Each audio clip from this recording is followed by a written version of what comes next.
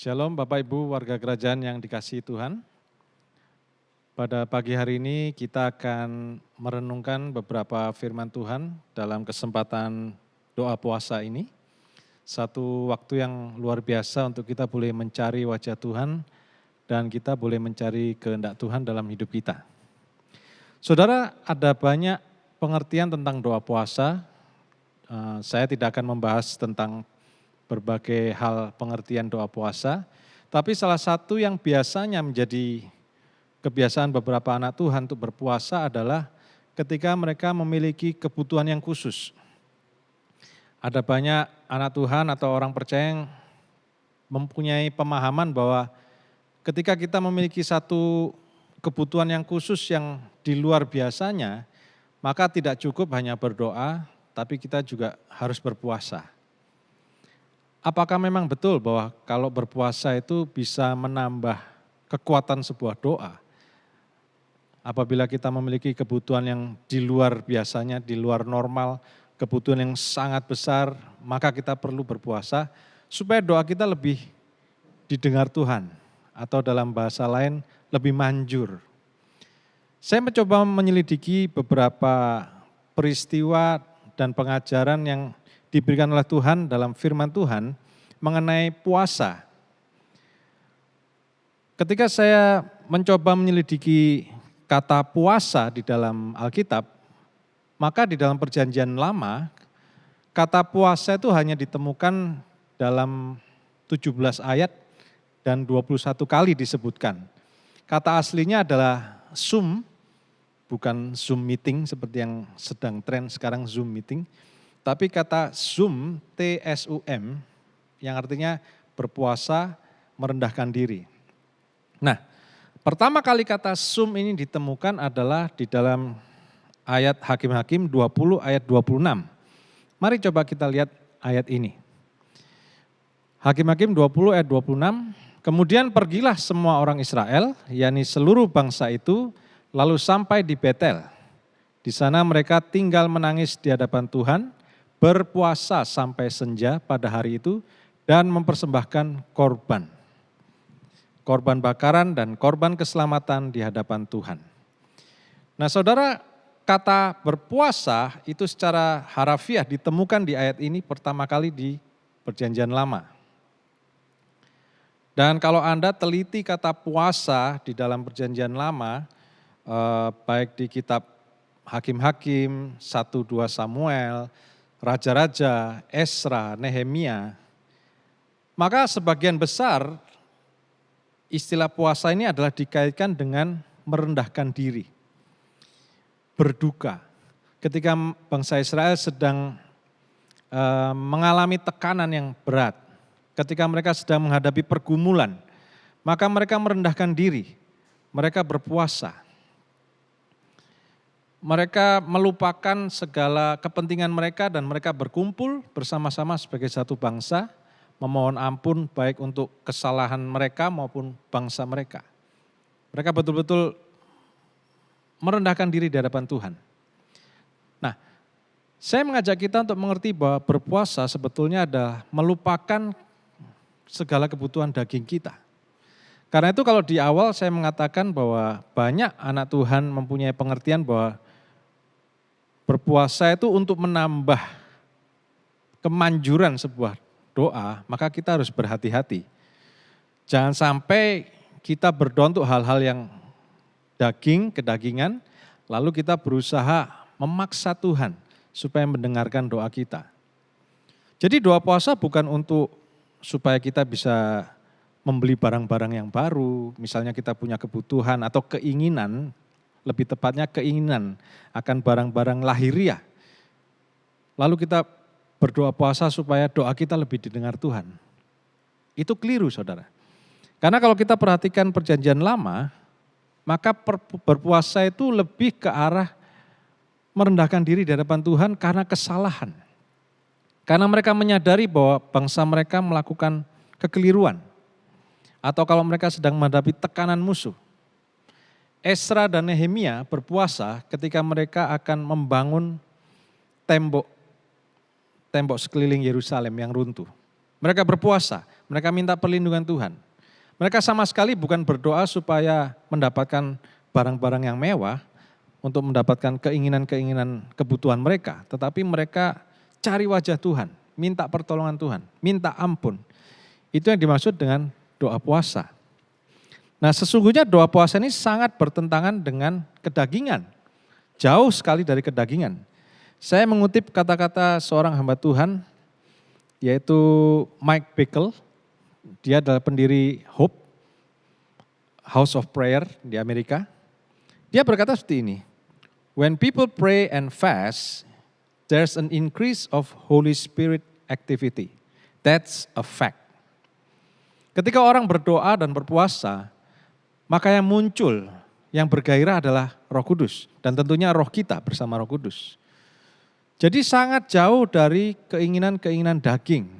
Yang muncul justru adalah keinginan-keinginan rohani, keinginan spiritual, keinginan batiniah untuk mendekatkan diri kepada Tuhan, untuk cari wajah Tuhan, cari kehendak Tuhan.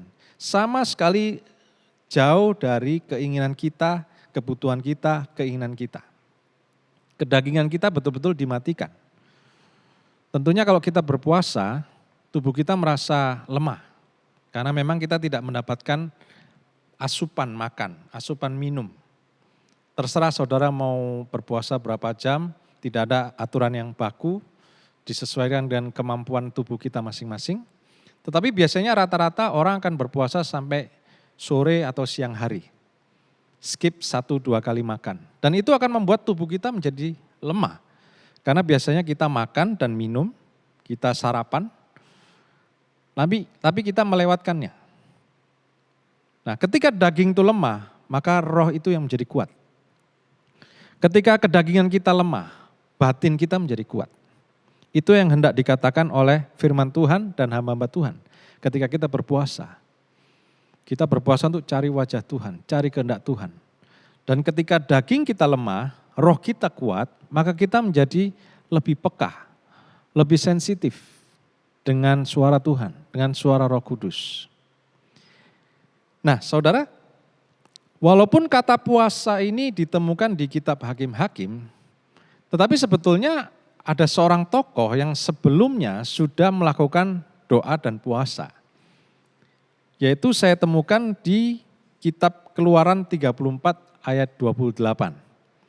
Di mana di sana pada saat itu diceritakan bagaimana Musa naik ke Gunung Sinai untuk menerima hukum Taurat dari Tuhan. Keluaran 34 ayat 28, demikian firman Tuhan. Dan Musa ada di sana bersama-sama dengan Tuhan 40 hari 40 malam lamanya, tidak makan roti dan tidak minum air. Dan ia menuliskan pada loh itu segala perkataan perjanjian, yakni ke-10 firman. Nah saudara, ternyata di dalam kitab Keluaran, Musa sudah pernah melakukan puasa, walaupun tidak disebut kata puasa itu sendiri. Kita tahu bahwa dalam cerita di kitab Keluaran dan juga diulangi lagi di kitab Ulangan, bahwa Musa dipanggil Tuhan 40 hari 40 malam, menerima pewahyuan dari Tuhan tentang Taurat, tentang tabut Tuhan, tentang hukum-hukum Tuhan. Saya percaya bahwa ketika 40 hari 40 malam itu Musa betul-betul meninggalkan kedagingannya. Saudara, tidak mudah untuk tidak makan dan tidak minum 40 hari 40 malam. Jangankan 40 hari, 40 menit aja mungkin sudah cukup menyiksa buat kita. 40 jam tidak makan dan minum sudah sangat menyiksa, 2 hari. Apalagi 40 hari 40 malam. Saya percaya ketika Musa bertemu dengan Tuhan di atas gunung itu, dia mengalami perjumpaan yang sejati dengan Tuhan. Bahkan ada ayat mengatakan Musa berbicara dengan Tuhan seperti seorang sahabat, seperti dengan teman, kita ngobrol. Musa begitu menikmati fellowship dengan Tuhan ketika dia ada di atas gunung Sinai. Dan 40 hari 40 malam itu dia dibukakan wahyu. Memang tidak ada sumber yang jelas secara letterlek menuliskan, tapi saya percaya kitab Kejadian sampai kitab Ulangan dituliskan Musa karena dia mendapat pewahyuan 40 hari 40 malam itu. Saudara, kalau kita baca kitab Kejadian tentang penciptaan alam semesta, dari mana Musa bisa dapat hikmat seperti itu? Bagaimana dia bisa menulis hari pertama, hari kedua penciptaan, bahkan sampai hari ketujuh dengan begitu detail apa yang dilihatnya, apa yang diciptakan Tuhan di hari pertama, hari kedua, hari ketiga. Bahkan kalau Anda baca dengan lebih detail lagi, di kitab Kejadian itu ada silsilah sejak dari Adam. Punya anak ini, punya anak ini, punya anak itu. Demikian detail bahkan sampai umurnya, usianya berapa ratus tahun. Saya percaya itu pewahyuan dari Tuhan. Mungkin Musa dapatkan ketika 40 hari 40 malam berpuasa. Saudara, saya mau review sedikit bahwa perjalanan hidup Musa itu dibagi 3 fase. 40 tahun yang pertama dia dididik di Mesir, dia seorang pemimpin yang hebat, seorang pemimpin yang luar biasa. Dia dididik dengan sistem pendidikan Mesir. Dia anak raja karena diangkat oleh putri Firaun. Jadi pasti guru-gurunya adalah guru-guru yang terpilih. Literaturnya juga terpilih. Tidak semua orang bisa mengakses perpustakaan Mesir. Tidak semua orang bisa mengakses ilmu Mesir. Tetapi dia punya akses karena dia anak raja. Dia putri, anak dari putri raja. Dan dia pasti menerima pengajaran dari guru-guru yang paling hebat. Bukan hanya itu saja, secara pendidikan dia hebat, secara militer dia juga hebat, karena dia memimpin pasukan. Dia juga mungkin seorang ahli bangunan, arsitek yang hebat. Dia punya kuasa untuk memerintahkan pasukan menyerang. Kalau dia mengatakan satu komando, maka puluhan bahkan ratusan ribu pasukan harus nurut sama dia. Demikian juga dengan kehebatannya membangun. Mungkin dia salah satu dari tim arsitek yang membangun piramida atau kota-kota di Mesir yang luar biasa itu. Dia memiliki akses semuanya. Secara daging dia hebat, luar biasa. Tapi Tuhan tidak mengizinkan dia untuk memakai semuanya itu untuk memimpin bangsa Israel keluar. Dia harus dididik dulu 40 tahun berikutnya di padang gurun. Padang gurun sendirian dan lebih parah lagi dia harus menggembalakan kambing domba mertuanya. Betul-betul dihancurkan harga dirinya. Dulu begitu hebat, orang nomor 1 di Mesir, sekarang bukan siapa-siapa. Bahkan mungkin dia dicemooh karena dia tinggal di rumah mertua, dia juga bekerja dengan mertua. Saya percaya mungkin gajinya juga enggak jelas. Masa kita mau hitung-hitungan sama mertua gaji? Pasti dia diusir. Jadi dia enggak berani terus terang. Di dalam 40 tahun dia di padang gurun, tidak ada siapapun. Dia betul-betul sendirian.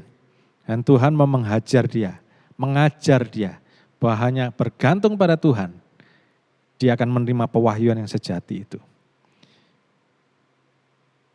Kalau kita ingat bahwa ketika Musa dipanggil oleh Tuhan di semak belukar itu, Musa berkata, Tuhan aku ini seorang yang tidak fasih lidah. Padahal kalau kita pikir enggak mungkin. Saudara bayangkan dia 40 tahun yang pertama dia di Mesir, dia dididik sebagai pemimpin, komandan, membawa laskar yang begitu besar, enggak mungkin dia itu enggak bisa ngomong. Tetapi ketika dia 40 tahun berikutnya hanya bersama kambing domba, dia betul-betul enggak ada teman ngomong.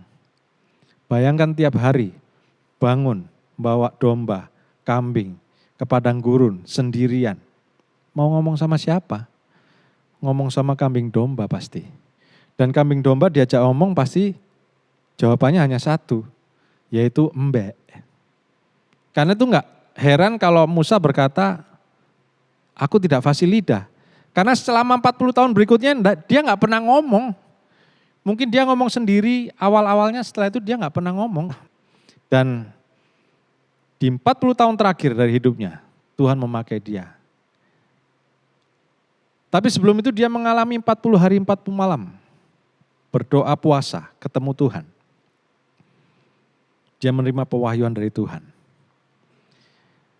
Di sini kita melihat bahwa ketika kita berpuasa, Tuhan akan membukakan rahasia-rahasia kepada kita. Saya percaya ketika kita merendahkan diri kita, ketika kita kosong di hadapan Tuhan, miskin di hadapan Allah, maka Tuhan mulai mencurahkan hikmat-Nya, Tuhan mencurahkan pengetahuannya, Tuhan mencurahkan ide-ide yang sebelumnya kita mungkin tidak pernah pikirkan. Tuhan mulai berikan kepada kita, seperti Tuhan berikan kepada Musa di padang gurun, di atas gunung 40 hari 40 malam, dia tidak makan, tidak minum.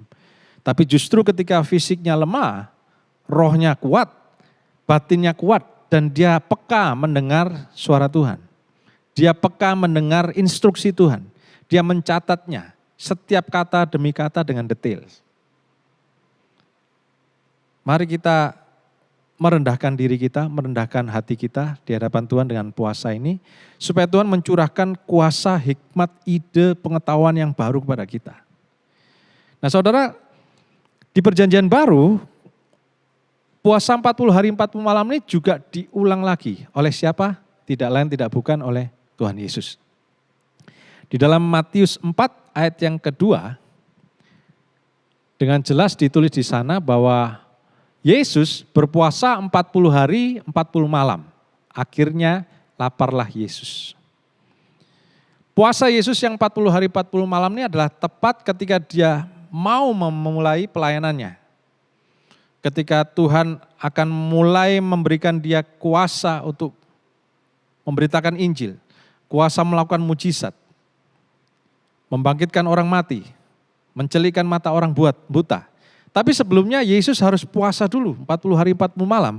Bahkan kalau Anda baca Matius 4 itu dan Lukas 4, setelah di tengah-tengah puasanya itu dan selesai akhir puasa, dia menerima pencobaan iblis 3 kali. Dan di situ kita melihat bahwa Yesus berhasil dalam tes itu. 3 kali dia dicobai, 3 kali dia lulus dengan baik, summa cum laude. Kenapa? Karena secara daging dia lemah, dia lapar, tapi secara roh dia kuat. Dia penuh dengan firman karena dia adalah sang firman. Karena itu kita juga perlu untuk merendahkan hati kita, merendahkan diri kita, berpuasa supaya firman itu masuk dalam hidup kita. Saudara, jangan hanya berpuasa seperti orang yang sedang diet. Banyak orang puasa hanya karena menahan lapar, tidak makan, tidak minum, dengan harapan supaya kurus, berat badan turun. Saudara, kalau Anda mau berat badan turun, Anda tidak perlu puasa. Anda cukup diet saja, dan Anda olahraga yang cukup, maka Anda akan kurus. Tapi kalau kita berpuasa, kita betul-betul meninggalkan kedagingan dan kita mencari Tuhan. Karena itu di dalam doa puasa selalu ada doa dan firman. Jangan hanya sekedar tidak makan, tidak minum. Tapi kita juga harus mengisi roh kita dengan roti hidup. Kita tidak makan roti jasmani, tapi kita makan roti hidup, yaitu sang firman. Supaya apa saudara? Supaya roh kita semakin kuat. Sama seperti ketika Yesus, dia berpuasa 40 hari 40 malam. Saya percaya Yesus sambil merenungkan firman Tuhan, merenungkan Taurat siang dan malam. Berkomunikasi dengan Allah Bapa, Allah Roh Kudus. Terus menjaga komunikasi fellowship. Memuji Tuhan, memuji Allah Bapa, berdoa, lalu mengingat, merenungkan firman Tuhan. Itu yang dilakukan Yesus selama 40 hari 40 malam. Itu juga yang harus kita lakukan ketika kita berdoa puasa. Dan saya percaya kalau kita lakukan dengan benar, dengan hati sikap yang benar, maka firman itu akan tinggal di dalam hidup kita dan menjadi mujizat dalam hidup kita. Saya akan tutup dengan satu perkataan dari hamba Tuhan yang lain, yaitu Jensen Franklin. Beliau mengatakan begini, puasa itu bukan cuma sekedar disiplin fisik, tetapi itu adalah pesta rohani. Secara fisik kita kekurangan makan, kekurangan minum, tetapi secara roh sebetulnya kita sedang berpesta. Pesta karena kita dipuaskan dengan firman.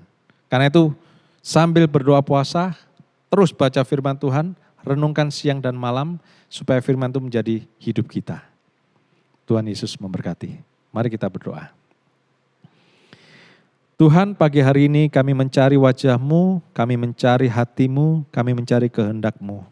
Kami merendahkan hati, kami merendahkan diri kami di hadapan-Mu. Kalau kami diingatkan akan dosa-dosa kesalahan-kesalahan kami, baik yang sudah lampau maupun yang baru saja kami lakukan. Mungkin ada pemberontakan-pemberontakan yang kami lakukan.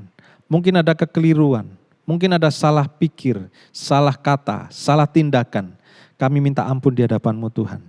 Dan kami juga berdoa, minta ampun untuk keluarga kami yang masih belum mengenal Engkau. Pagi hari ini kami mengingat mereka Tuhan, supaya Engkau mencurahkan kemurahan-Mu, kasih karunia kepada saudara-saudara kami, rekan-rekan kami, sahabat-sahabat kami yang belum kenal Tuhan. Tuhan mau menyatakan diri kepada mereka. Terima kasih Tuhan, kami serahkan waktu-waktu kami berdoa puasa ini, sambil kami membaca merenungkan firman-Mu, supaya roti hidup itu menjadi nyata dalam kehidupan kami. Kami sambut firman-Mu, kami sambut kebenaran-Mu, dan kami mengundang Roh Kudus-Mu bekerja dalam hidup kami. Di dalam nama Tuhan kami, Yesus Kristus. Amin.